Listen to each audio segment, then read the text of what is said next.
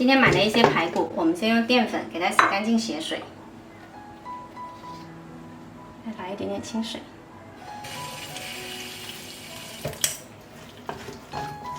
先抓捏一下，然后再用清水冲。排骨洗去血水了之后呢，捞出来洗干水，然后腌制一下。排骨里面加入蒜蓉、剁碎的豆豉、2勺生抽、1勺蚝油、一点点胡椒粉跟盐，再来1勺淀粉，先抓拌均匀。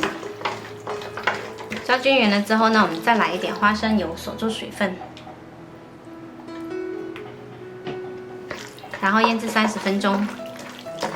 趁这个时候呢，我们煮开一锅水来焯烫一下荷叶。我这个是干的，有新鲜的更好。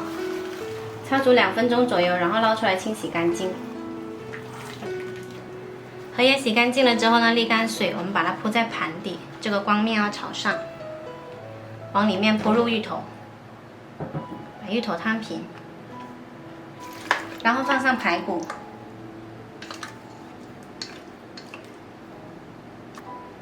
排骨也要摊平的放，这样容易熟。排骨铺好了之后呢，我们把这荷叶盖起来，这样可以增加香味，也能防止水蒸气进去。荷叶盖好了之后，就可以上锅蒸啦。蒸锅里面放多一点水，大火蒸40分钟。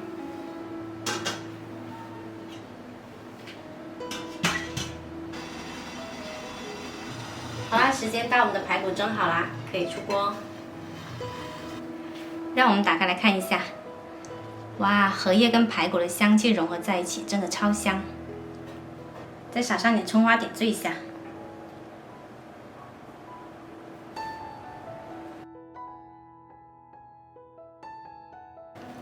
我们这道荷香排骨呢，这里面的排骨吃起来嫩滑咸香，特别的好吃。